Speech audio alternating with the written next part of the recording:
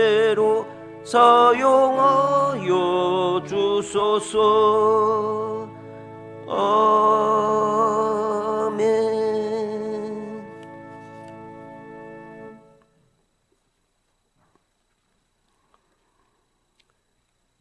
마가복음 16장 15절로 16절 말씀에 보면 또 이르시되 너희는 온 천하에 다니며 만민에게 복음을 전파하라. 믿고 세례를 받는 사람은 구원을 얻을 것이요 믿지 않는 사람은 정죄를 받으리라 그랬습니다.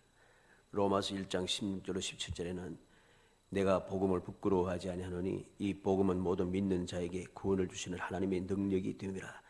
먼저는 유대인에게요 그리고 헬라인에게로다. 복음에는 하나님의 의가 나타나서 믿음으로 믿음에 이르게 하나니 기록된 바 오직 의인은 믿음으로 말미암아 살리라 함과 같으니라. 그렇게 말하고 요한계시록 1장 3절에는 이 예언의 말씀을 읽는 자와 듣는 자와 그 가운데 기록하는 것을 지키는 자는 복이 있나니 때가 가까움이라고 말씀했습니다. 또 요한계시록 22장 7절에는 보라 내가 속히 오리니 이 두루마리의 예언의 말씀을 지키는 자는 복이 있으리라. 그렇게 우리에게 들려주고 있습니다. 우리는 이 말씀들을 통해서 하나님께서 우리에게 주신 그 복음의 말씀, 복음을 우리는 전파하고 그리고 그 복음을 우리가 믿고 그 복음을 믿음으로 살아가는 자들, 그러한 믿음의 사람들은 구원을 받고 복을 받으며 하나님께서 약속하신 은혜를 누릴 수 있다고 하는 사실을 말씀을 통해서 깨닫게 됩니다. 우리의 삶은, 우리의 신앙의 삶은 항상 무엇을 요구합니까? 원래는 예수를 믿어 구원받는 것, 이것이 가장 소중한 것이고 구원받아서 하나님의 자녀된 것이 이 세상 그 무엇과도 비교할 수 없는 절대적인 축복이지만 우리는 이것보다도 세상에 살다 보니까 주위에 있는 사람들에게 자꾸만 휩쓸리고 사람들을 보면서 그들에게 자꾸만 물들어가기 시작합니다. 세상의 소리를 자꾸 너무 많이 듣다 보니까 주님의 말씀을 듣고 우리가 그 말씀을 중심으로 주님을 바라보며 우리가 신앙생활을 해야 하는데 세상에 사는 연약한 인생이다 보니까 세상의 소리를 너무 많이 듣는 거예요. 세상의 것을 너무 많이 보는 것입니다. 그러니까 어떻게 되겠어요?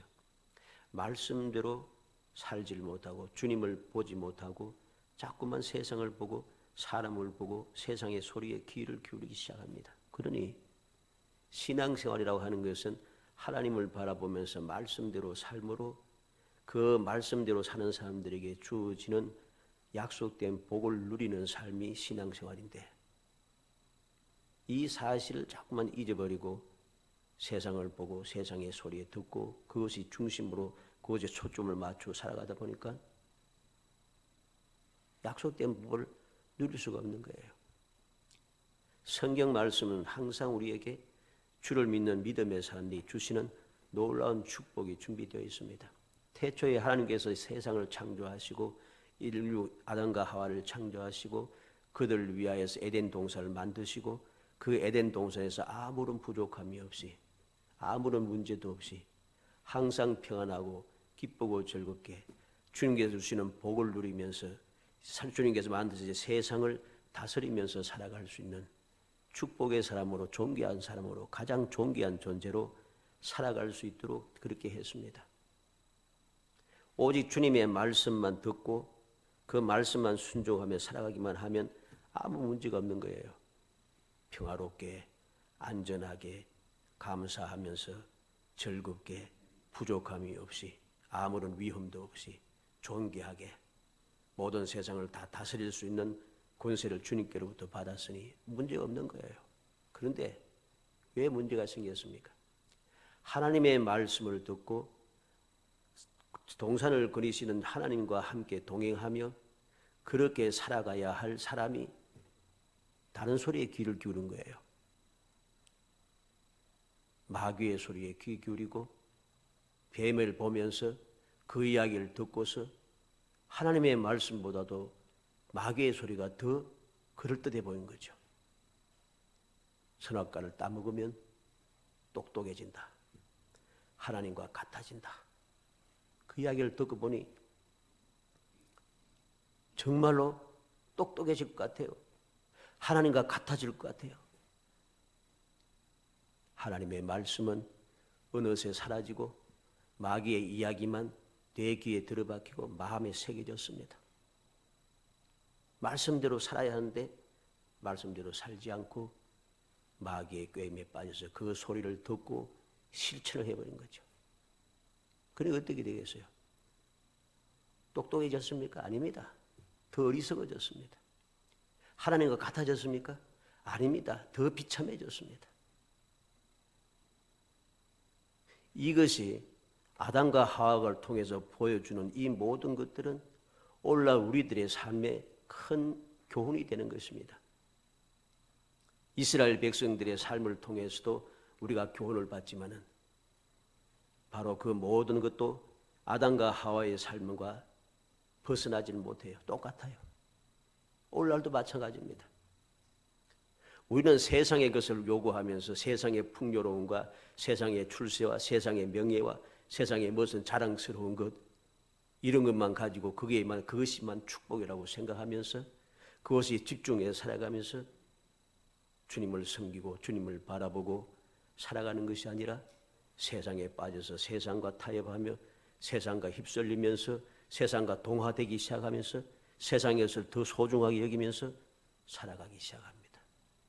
그러니 약속의 말씀대로 주어진 축복, 그 평안함, 그 부끄러움이 없는 삶, 구원의 즐거운 삶, 약속된 풍요로운 축복의 삶, 행복한 삶은 어느덧 사라지고 끊임없이 고통과 괴로움과 여러 가지 문제만 내 속에, 내 생활 속에, 내 주위에 가득 차기 시작하는 거죠.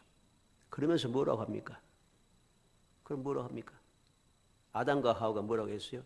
왜 그렇게 하였느냐? 하나님이 만들어서 내게 주신 아내 하와가 말한 대로 했더니 그랬습니다. 하와 너는 왜 그랬냐? 하나님이 창조하신 뱀이 얘기한 대로 했습니다. 다 무엇이에요? 하나님이 잘못했다는 거죠.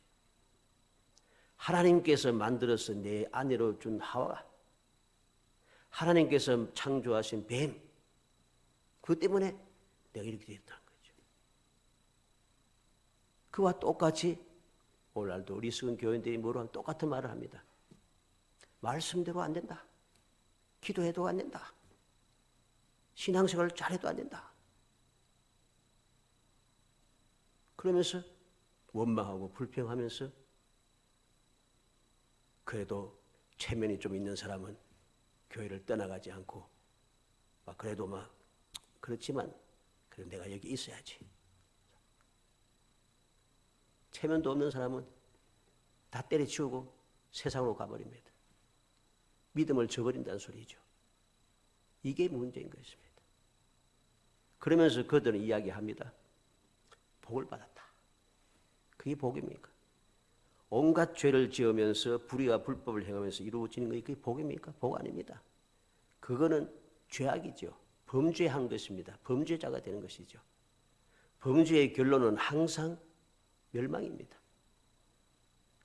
우리는 오늘날 끊임없이 세상의 역사를 통해서 믿음을 저버리고 말씀을 저버리고 불의와 불법을 행하던 사람, 그 사람들이 교회를 다니는 삶이든 세상 삶이든 상관없이 범죄한 사람들은 언젠가는 반드시 들통이 나서 죄의 대가를 받습니다. 이게 세상의 정의이고 진리인 것입니다. 우리는 이 사실을 마음에 새기고 또 새겨야 됩니다. 오늘 본문 말씀은 바로 이러한 사실을 우리에게 교훈하면서 우리가 어떻게 하면은 세상의 그러한 부끄러움에 빠져들지 않고 구원의 즐거움을 누리면서 약속된 풍요로움을 누리며 복 있는 삶을 살 수 있는가 하는 것을 우리에게 말씀해 주는 내용입니다.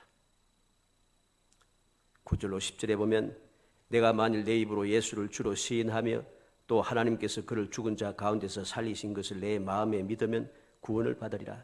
사람이 마음으로 믿어 의에 이르고 입으로 시인하여 구원에 이르느니라.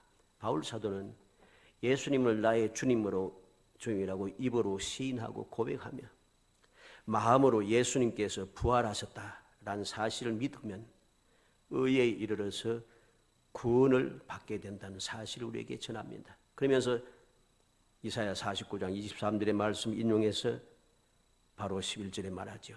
누구든지 그를 믿는 자는 부끄러움을 당하지 아니하리라. 예수를 주로 시인하고 하나님께서 예수 그리스도를 죽은 자 가운데서 부활하신 것을 믿으면 우리는 구원을 받고, 이 구원받는 이 믿음이 그냥 믿음이 아니고 마음으로 믿어, 그렇습니다. 마음으로 믿어 의에 이르고 입으로 시인하여 구원에 이른다는 사실이야. 다시 말해서 이 모든 것이 마음에서부터 우러난 진정한 믿음이 되어야 한다는 소리입니다. 그러한 올바른 믿음을 가질 때에 누구든지 그를 믿는 자는 부끄러움을 당하지 아니하리라. 우리는 오늘 15번째 믿음, 부끄러움을 당하지 않는 믿음에 대하여서 생각해야 되겠습니다. 부끄러움을 당하지 않는다. 예수를 믿음으로 얻는 구원은 세상의 모든 부끄러움에서 벗어나는 것입니다. 오늘의 말씀은 진짜로 예수를 믿는 믿음이 무엇인지를 우리에게 밝히 증거해 줍니다. 어떻게 해야 예수를 바로 믿고 어떻게 해야 풍성한 복을 누릴 수 있게 되는지, 어떻게 하면 부끄러움을 당하지 않을 수 있는지 우리에게 가르쳐 주는 말씀인 것이죠. 이 놀라운 축복은 왜 놀라운 축복이라 하냐면 12절에 유대인이나 헬라인이나 차별이 없음이라. 한 분이신 주께서 우리 모든 사람의 주가 되사 그를 부르는 모든 사람에게 부요하시도다 그랬습니다. 아무도 차별이 없다는 거죠. 누구나 다 이 부끄러움에서 벗어날 수 있는 믿음을 가질 수 있다는 것입니다. 그리고 13절에 보면 누구든지 주의 이름을 부르는 자는 구원을 받으리라. 그렇게 다시 확인하고 있습니다. 사람들은 일반적으로 무엇인가를 많이 소유할 때 기쁨이 생기는 줄로 착각을 합니다. 많이 가져야만이 내가 기쁨을 누릴 수 있고 평안을 누릴 수 있고 자유로울 수 있고 내가 복을 받았다고 말할 수 있다고 그렇게 자꾸만 착각을 한다는 것입니다. 그러나 그렇지 않습니다.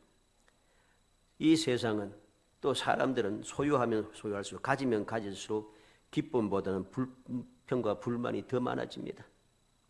오히려 나눠줄 수 있을 때 오히려 기쁨이 더 충만하게 생기죠. 내가 가진 것을 흩어서 나눠줄 때 비로소 모든 것이 풍성해지는 거죠. 마찬가지입니다. 우리가 부요로워지고 우리가 기뻐함을 얻게 되고 우리가 행복해질 수 있고 우리가 모든 것이 감사할 수 있고 모든 것이 다 즐거울 수 있는 것은 많이 가져서 그런 것이 아닙니다. 우리가 가진 것 딱 한 가지만 있으면 된 믿음. 어떤 믿음입니까? 하나님께서 나의 아버지 되시는 믿음. 예수께서 나의 죄를 사하여 구속하여 하나님의 자녀 되게 하신 사랑에 대한 믿음. 오늘도 우리를 세상에 버려두지 않고 고가지 버려두지 않고 우리를 멸망하지 않고 우리가 타락하지 않도록 계속해서 우리의 마음속에 자생하셔서 우리를 감동하시고 도우시는 보혜사 하나님, 성령 하나님의 돌보심을 믿는 믿음. 이 믿음이 우리로 하여금 많은 것을 가지지 않아도 가진 것과 같은 삶을 살게 한다는 것입니다. 왜 그렇습니까? 아무것도 가지지 않는데 무엇이 풍성하고 무엇이 부족함이 없고 무엇이 잘 된다고 하는 복이라고 하느냐? 중요한 것은 많이 가졌다고 해서 중요한 게 아닙니다. 많이 가졌다고 중요한 게 아니에요. 많이 가졌다고 해서 부요로운 것도 아니다는 소식이죠. 많이 가져봐야 지난 주간에도 한 말씀 드렸습니다만 미국에서 유명한 그런 구두쇠 노파에 대해서 이야기했죠. 그 당시에 1억 불이면 수십 년 전이니까 지금은 한번 못 돼도 한 100억 정도 되는 그만큼 되는 액수의 돈인 재산입니다. 그런데 평생을 멀건 죽만 먹다가 영양실조로 죽고 하나밖에 없는 아들은 수술하지 못해서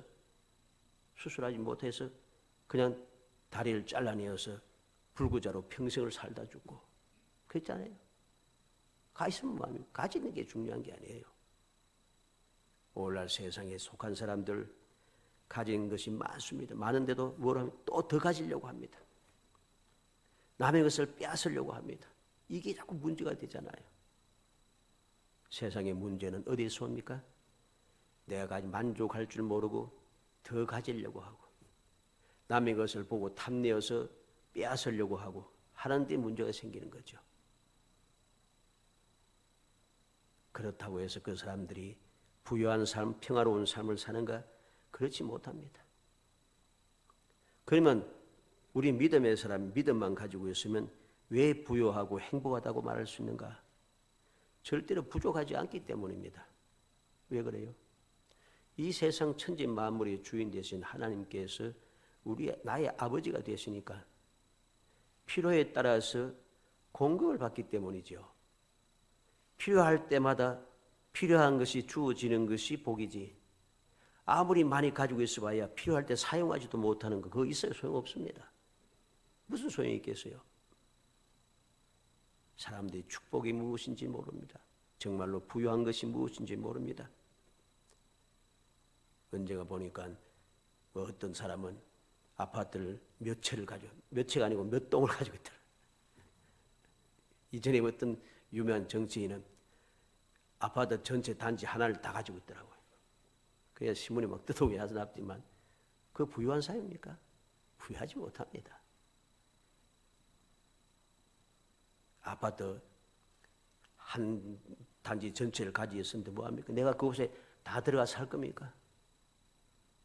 그렇지 않잖아요. 욕심이 너무 가득했다는지. 이것은 나를 부끄럽게 만들고 우리의 삶을 부족하게 만들고 우리의 삶을 평화롭지 못하게 불행하게 만든다는 사실을 우리는 알아야 됩니다. 모든 것이 가질 때 평화롭고 행복한 것이 아니라 우리가 확실한 것, 그 누구도 빼앗을 수 없는 절대적인 것 한 가지를 가지면 나머지는 그냥 따라옵니다. 예수님께서도 뭐라고 말씀했습니까? 너희는 먼저 그 나라와 그 일을 구하라. 그리하면 이 모든 것을 너에게 더하시리라. 너희 하늘 아버지께서 너에게 이 모든 것이 있어야 할 줄을 아시느니라. 우리는 알아야 됩니다. 믿음만 필요한 것입니다. 믿음만 있으면 나머지는 하나님 아버지로부터 필요에 따라서 우리에게 공급하시고 채워주시고 도와주시고 이루어주신 것이기 때문이죠. 그러면 왜 우리는 이 약속된 부요함을 누리지 못합니까? 왜 부끄러움에서 벗어나는 삶을 살지 못합니까? 이유는 한 가지입니다. 주님에 대한 확신이 없기 때문에, 즉 믿음이 없다는 것입니다. 하나님께서 주시는 것을 풍족하게 누리지 못한 이유가 바로 여기 있는 것이죠. 누가복음 4장에 보면은 예수님께서 광야에서 40일 동안 금식하신 후에 마귀에게 시험 받으시는 내용을 우리에게 보여줍니다. 이 말씀은 믿음이 무엇을 목표로 해야 하는지 우리에게 잘 보여주는 말씀이죠. 다시 말해서 물질적인 소유나 명예를 얻는 것을 믿음의 목적으로 삼아야 하는 것인지 아니면 진리를 따라 사는 것이 믿음의 목적으로 삼아야 하는 것인지 분명하게 가르쳐 줍니다. 마귀는 어떻게 시험합니까? 예수님을 시험하면서 하는 말이 있습니다. 내가 만일 하나님의 아들이거든. 내가 만일 하나님의 아들이거든. 이 말을 앞세우고 있습니다. 다시 말해서 마귀는 만약 하나님의 아들이라면 자기가 내는 문제를 합격해야 한다는 거죠. 내가 자네 문제를 다 해결해야 한다는 소리입니다. 이게 마귀의 주장입니다. 그래서 마귀는 뭐라고 합니까? 예수를 믿으면, 오늘날 우리에게 정식이면 예수를 믿으면 먹고 사는 문제는 걱정이 없고, 예수를 믿으면 세상에서 명예롭게 살아야 하고, 예수를 믿으면 어떤 어려운 일이 생겨도 다치거나 손해난 일이 없어야 한다. 이 문제가 해결되지 않는다면 뭐하러 예수를 믿느냐? 이 말이죠. 하나님의 아들이라면 지금 배고프니까 돌을 떡덩이 만들어서 먹어라. 배고픈 것은 면해야 되지 않겠어? 내가 하나님의 아들이라면 지금 여기에서 뛰어내려 봐라. 하나님께서 사자를 보내서 발에 부딪지 않게 하지라고 말씀하지 않았느냐? 내가 만일 내게 절만한다면 천하 만국을 내가 너에게 다 주겠다. 이건 하나님께서 내게 주신 것이다. 뭐 그렇게 자꾸만 주장합니다. 이 세 가지 내용이 다 뭐예요? 세상에 속한 것입니다. 세상의 것을 가져야 되고, 세상의 것이 풍성해야 되고, 세상의 명예와 재물과 세상의 모든 것이 있어야지 내가 하나님의 아들이라는 것이죠. 그래야만이 너는 예수 믿는 사람이라 할 수 있다는 것입니다. 목적이 잘못되었어요. 그래 되니까 오늘날 여러 가지 문제가 발생하기 시작하는 겁니다. 교회에 여러 가지 문제가 생기고 끊임없이 다툼이 생기고 재판하면서 야단하는 이유가 무엇입니까? 바로 여기 물질 문제예요. 세상의 문제예요. 누가 주도권을 가지는가? 누가 물질을 많이 사용하는가? 물질을 내가 어느 곳에 사용하는가? 모든 게 다 거기에 다 포함되어 있어요. 거기서 벗어나질 않아요. 마귀의 꾀에 빠진 것이죠. 무엇이 가장 중요한 것인가? 무엇이 나를 부끄럽지 않게 하고 무엇이 나를 부요하게 하는가를 잘못 알고 있는 것입니다. 우리는 그러한 부끄러움에서 벗어나야 돼. 뭐가 부끄럽습니까? 세상 사람들과 같이 다투고 싸우고 교회의 문제를 가지고 믿음의 문제를 가지고서 세상의 법정에 나가서 돈 갖다 바치면서 그 돈이 무슨 돈입니까? 하나님께 바치는 헌금으로 하나님의 복음을 전하는 데 사용해야 될 그 헌금을 재판하는데 다 갖다 집어넣어 버리는 거예요. 우스갯소리로 한국에 있는 변호사들은 헌금으로 먹고 산다고 우스갯소리 날 정도입니다. 웃기잖아요. 왜 그렇게 해요? 이 부끄러운 일입니다. 부끄러운 일은 당한 이유는 올바른 믿음에 서지 않았기 때문입니다. 예수 주의 이름을 부르는 자는 모든 사람이 부요하시다고 말씀했습니다. 주께서 모든 사람이 주가 되사 그를 부르는 모든 사람에게 부요하시도다. 12절에 말씀했죠. 모든 사람에게 부요하신 주님을 믿는 내가 오늘날 부요하지 못한 삶을 사는 이유가 무엇입니까? 끊임없이 원망하고 불평하며 근심 걱정하고 두려워하며 살아가는 이유가 무엇입니까? 믿음이 없기 때문입니다.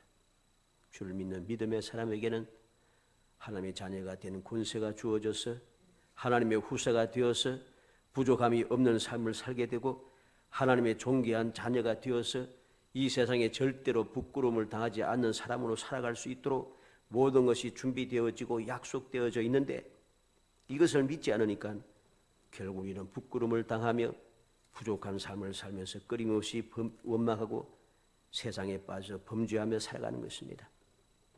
예수님께서 무엇라고 했습니까? 사람이 떡으로만 사는 것이 아니라고 했습니다. 하나님께 경배하고 하나님만 섬겨야 한다고 말씀했습니다. 하나님을 시험하지 말라고 말씀하시며 사탄아 물러가라고 외치셨습니다. 이것이 바로 우리가 본받아야 될 올바른 믿음의 모습입니다. 주님께서는 바로 처음 공생애를 시작하시기에 앞서 40일 동안 금식하고 기도하시며 마귀의 시험을 이겨내시고 우리에게 공생애를 시작해 주시는 은총을 베풀어 주었습니다. 그것을 통해 우리는 교훈을 받고 우리의 믿음의 본을 삼아서 주님께서 말씀하신 대로 주님께서 행하신 대로 주님께서 가신 길대로 우리가 그렇게 따라가야 한다는 소리입니다. 그 말씀이 오늘 본문 말씀인 것이죠. 우리는 이미 믿음으로 구원을 받았습니다. 그런데 사람들은 자꾸만 세상 문제를 들고 나옵니다. 구원받은 자의 복을 누리지 못하게 만듭니다. 사람들은 구원에 대한 확신이 없어서 예수를 믿고 따르는 모든 문제가 해결된다는 사실을 깨닫지 못하고 이 사실을 믿는 믿음이 없기 때문에 구원에 대한 진정한 감사가 없습니다. 누구든지 주의 이름을 부르는 사람은 구원을 받을 것이라고 분명히 우리에게 가르쳐주고 있는데 우리는 세상 일이 염려가 되어서 세상이 중심이 되어서 말씀의 중심이 아닌 세상의 중심으로 살게 되는 것입니다. 그러니 감사가 있을 수 없어요. 참다운 예배를 드릴 수가 없습니다. 그래서 여전히 빈약한 상태 속에서 의심을 하고 실망만 계속해서 살게 되는 것이고 구원의 확신이 없으니까 죽는 날까지 감사한 마음을 가지지 못하고 늘 부족하고 쪼들리는 생활을 할 수밖에 없습니다. 늘 부족한 사람으로 살아가니까 어떻게 내가 가진 것을 다른 사람에게 나눠줄 수 있겠어요? 나눠줄 수가 없습니다. 오히려 자꾸 움켜쥐기 시작합니다. 오히려 반대로 다른 사람이 나의 어려운 형편을 몰라준다고 원망하고 불평하면서 그렇게 살아가게 되는 것이죠. 하나님께서는 넉넉하고 행복하게 살 수 있는 모든 것을 예비해 놓으셨습니다. 주님의 방법대로 살기만 하면 그 복을 누릴 수 있도록 모든 것이 준비되어 있다는 것이죠. 약속되어 있는 것입니다. 신명기 26장에 보면 하나님께서 이스라엘 백성을 애굽에서 이끌어내시고 그들에게 풍족한 삶을 살 수 있던 가나안 땅으로 인도하십니다. 인도하시면서 가나안 땅의 삶이 어떻게 풍성할 것인가를 광야의 40년의 삶 속에서 그들에게 경험하게 해 주었죠. 40년 동안 모든 삶을 마치고 나서 모든 이스라엘 백성들을 약속의 땅에 들어가기 전에 모든 이스라엘 백성을 모아놓고 모세가 뭐라고 합니까? 이 40년 동안 너희들이 발이 부르지 않고 굶주리지 않았고 옷이 헤어지지 아니하였고 하나님께 너희들을 이기게 하셨고 하나님께 너희와 함께하여 보호하셨고 하나님께 여기까지 이끌어 주셨다고 그렇게 말씀했잖아요. 광야의 40년 생활은 단순하게 그들이 범죄하였기 때문에 죽을 때까지 살아가는 게 아닙니다. 그 40년 동안의 삶 속에서 범죄함으로 이렇게 세상을 떠날 수밖에 없는 광야를 벗어나지 못하고 죽을 수밖에 없는 그 사람들의 그것을 보면서 우리가 정신을 차려서 똑바로 신앙생활을 하라는 것이고, 그 40년의 삶을 살면서도 하나님께서 변함없이 범죄한 백성이지만은 그래도 그들이 부족하지 않도록 모든 필요를 채워주시고 때를 따라 도우시며 안전한 길로 인도하시어 그들을 보호하여 주시고 그들에게 은총을 베풀어 주셨다는 사실을 그들에게 보여주시면서 약속의 땅에 들어가서도 이러한 복 있는 삶을 살기 위해서 조상들같이 불신앙의 삶을 살지 말고 애굽이 좋았다고 하지 말고 세상이 좋다고 말하지 말고 하나님만 믿고 하나님의 말씀대로 살아라고 하는 교훈의 말씀인 것이죠. 이것이 바로 말씀 우리에게 주는 교훈이고 우리가 본받아야 되고 우리가 가르침을 받은 대로 살아가야 될 본이 되는 말씀인 것이죠. 그런데 우리는 이 사실을 자꾸만 망각하기 시작합니다. 자꾸만 망각합니다. 주님께서는 예비해 놓으신 그 은혜를 생각지 못하고 이제까지 내가 신앙생활을 해오면서 하나님께서 함께 하시며 인도하시고 보호해 주시고 도와주시고 공급하시고 끊임없이 베푸시는 하나님의 그 극진하신 사랑, 기적의 삶을 우리는 자꾸만 잊어버리고 자꾸만 다른 곳을 보는 거죠. 세상을 보고 사람을 보고 세상의 소리에 귀 기울이고 이리 되니까 감사가 사라진 것이에요. 감사가 사라지니 주님의 영광을 위해서 살아갈 줄을 모릅니다. 주님 앞에 영광을 돌지 모르고 주님을 찬양할 줄 모르고 주님께 내주신 은혜에 감사하여서 주님의 은혜, 주님 앞에 헌신할 줄을 모릅니다. 이러니 약속의 복을 받겠습니까? 받을 수가 없습니다. 착각하는 거죠. 하나님께서는 우리를 모든 죄악에서 구원하시고 거룩한 땅으로 인도하셔서 정착하게 하실 뿐만 아니라 모든 좋은 것들을 베풀어 주시는 것이 약속입니다. 이제는 우리가 이 사실을 믿으면서 감사함으로 말씀대로 살아가고 그래서 구원의 기쁨과 감사, 헌신의 즐거움 그리고 영원히 약속된 복을 누리며 살아가는 것, 이것이 올바른 믿음의 삶이고 주님께서 우리에게 원하시는 하나님의 뜻인 것입니다.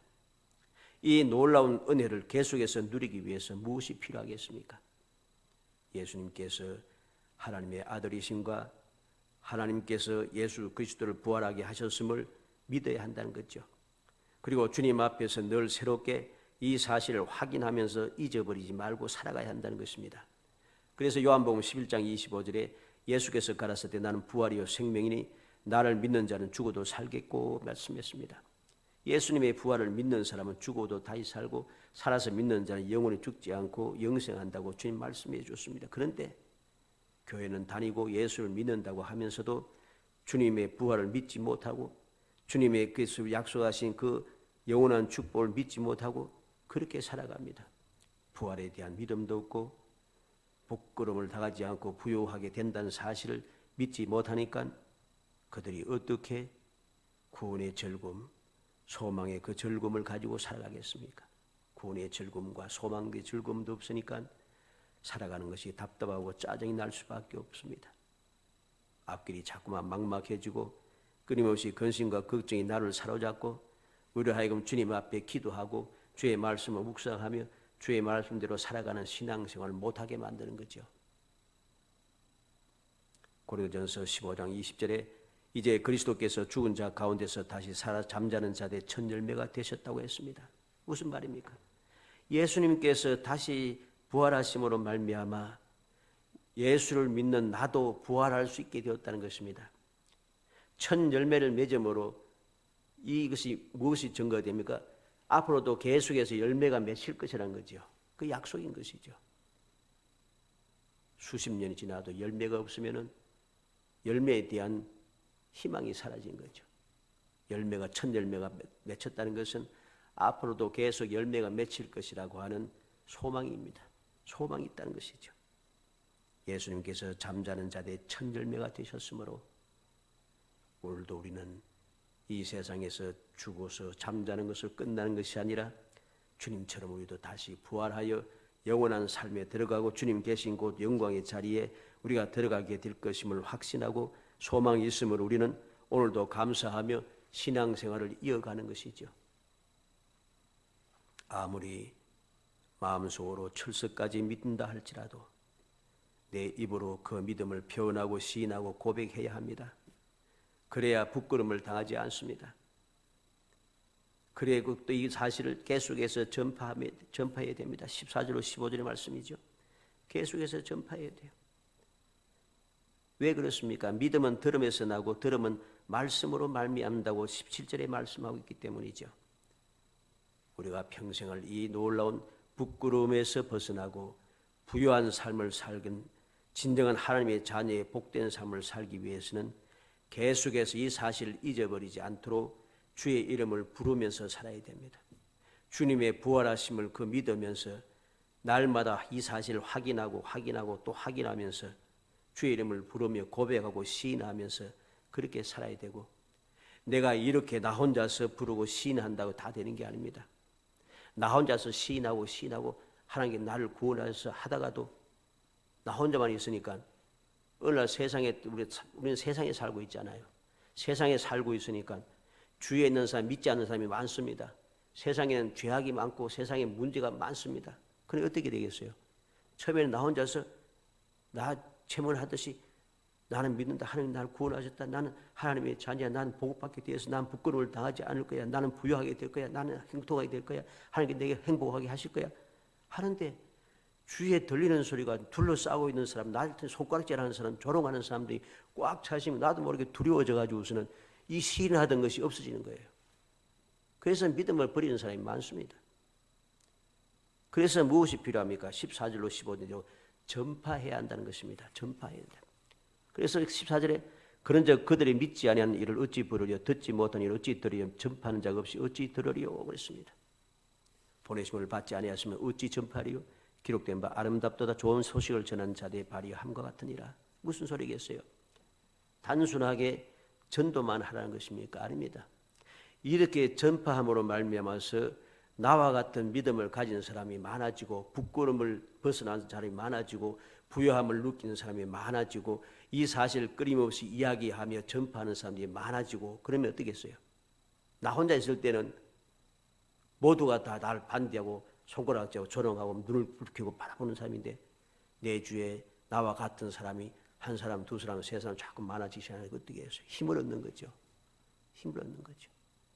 힘을 얻어서 우리의 믿음을 계속해서 끝까지 지켜나갈 수가 있고 서로 도와주며 서로 위로하며 서로 기도하며 그렇게 연합하여 동거하면서 그 믿음을 끝까지 지켜낼 수 있는 능력을 얻게 되는 것입니다.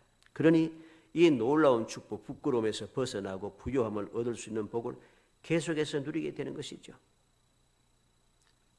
누가복음 16장 30절로 31절에 그렇지 아니하니이다. 아버지 아브라함이여 만일 죽은 자에게서 그들에게 가는 자가 있으면 회개하리이다. 이르되 모세와 선지자들이 듣지 아니하면 비록 죽은 자 가운데 살아난 자가 있을지라도 고난을 받지 아니하리라.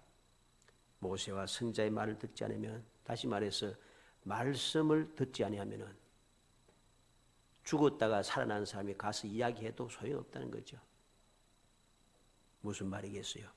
기록된 말씀을 우리는 기억하고 말씀을 중심으로 말씀대로 살아야 한다는 소리입니다.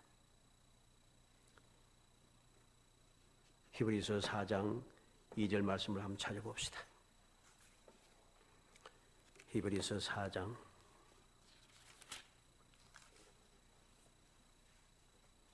구약 신약성경 356페이지 히브리서 4장 2절 말씀 2절 읽어봅니다. 그들과 같이 우리도 복음을 전함을 받은 자이니 들은 바 그 말씀이 그들에게 유익하지 못한 것은 듣는 자가 믿음과 결부시키지 아니함이라. 아멘. 우리가 잘 아는 말씀이죠. 왜 복음이 우리에게 유익하지 않는가? 왜 복음이 나를 부끄러움에서 건져내지 못하는가? 왜 복음이 나로 하여금 부요한 삶을 살지 못하게 하는가? 살게 하지 못하는가? 이유가 무엇이라고 했어요? 믿음과 결부시키지 아니함이라. 복음을 아무리 들었고 말씀을 아무리 가르치고 해도 이것을 믿음으로 연결시키지 않으면 그 말씀을 믿지 않으면 소용없다는 소리입니다. 말씀을 수없이 수백 번 수만독을 해봐야 믿지 않으면 소용없는 거죠. 믿지 않는데 어떻게 말씀대로 살겠어요? 믿음과 연결이 되어야 한다는 것입니다. 복음을 듣고 그 복음이 나에게 믿음과 연결되어질 때 그 복음이 나를 구원하고 나를 하나님의 자녀가 되게 하는 진정으로 기쁜 소식이 되는 것입니다. 하나님의 말씀이 나의 믿음과 연결이 되어질 때 그 말씀의 풍요로운 축복의 역사가 내 삶 속에 그대로 이루어지게 되는 것이죠. 하나님의 약속의 말씀이 내게 믿음과 연결될 때에 비로소 나는 예수 그리스도를 믿음으로 하나님의 자녀가 되는 권세가 있음을 내가 깨닫고 그 믿음으로 하나님의 자녀다운 삶은 존귀한 삶을 살아갈 수 있게 되는 것이죠. 사랑하는 성도 여러분, 오늘 우리는 15번째 믿음의 내용을 살펴보았습니다. 부끄러움을 당하지 않는 믿음, 부요롭게 하는 믿음, 우리는 이 믿음을 항상 간직하고 또 간직해야 되겠습니다. 세상의 것이 많아지면 많아질수록 내가 높이 올라가면 올라갈수록 내가 더 부요로워지고 부끄러움이 없는 존귀한 사람이 되는 것이 아닙니다. 올바르게 우리가 목표를 세우고 우리의 초점을 올바른 곳에 맞춰야 됩니다. 우리의 믿음은 오직 주님을 믿는 믿음, 주님께서 나를 구원하신 믿음, 내게 소망을 주시기 위해서 주님께서 부활하신 그 믿음을 간직함으로 모든 부끄러움에서 구원을 받고 모든 부족함에서 구원을 받아서 우리는 항상 존귀한 사람, 행복한 삶을 살 수 있음을 마음에 새기고 또 새겨서 주님께서 세상에 계실 때에 40일 동안 금식하신 후 마귀에게 시험을 받으시고 이겨내신 그 말씀을 우리가 마음에 새겨서 결코 마귀의 시험에 빠져들지 않고 믿음을 끝까지 지키고 그 믿음대로 행하며 살아가서 여러분들의 모든 삶이 영원히 주님 앞에 설 때까지 항상 부끄러움이 없는 믿음, 항상 부족함이 없는 믿음, 그래서 영원히 행복한 성도가 되시기를 주의 이름으로 축복합니다. 은혜 감사합니다. 사랑하여 주셔서 택하여 주시고 택한 저희들로 하여금 주님의 은혜와 사랑을 마음에 새기고 믿음 가운데 저희들이 굳건하게 설 수 있도록 이끌어 주심을 감사하고 감사합니다. 주님께서 저희들에게 믿음의 선물을 주셨사오니 이 믿음의 선물을 귀하게 여기게 하시기 원합니다. 이 믿음만이 나를 모든 부끄러움에서 구원하고 이 믿음만이 나의 모든 부족함에서 벗어나 부요하게 한다는 사실을 굳게 믿고 세상의 소리에 귀 기울이고 사람을 보고 세상을 바라보며 그 세상의 것을 아버지 가지기 위하여 욕심에 빠져서 움켜쥐고 쌓고 또 쌓아서 영원히 아버지의 부끄러움을 당하고 영원히 부족한 삶을 살아가는 어리석은 자가 되지 않도록 성령께서 감동하시고 도와주시기를 원합니다. 온전한 믿음 가운데 든든히 서서 약속의 말씀대로 굳게 믿음에 행하고 또 행하여 우리의 삶이 항상 부족함이 없는 풍요로운 삶이 되게 하시고 아버지 부끄러움이 없는 존귀한 하나님의 자녀의 삶이 되게 하시고 날마다의 삶의 행복이 샘솟아나 주의 모든 연약한 자들에게 소망의 빛을 비치며 그들로 하여금 부유한 삶을 살 수 있도록 이끌어내는 아버지 축복의 성도가 될 수 있도록 은혜를 베풀어 주옵소서. 예수님의 이름으로 기도합나이다. 아멘.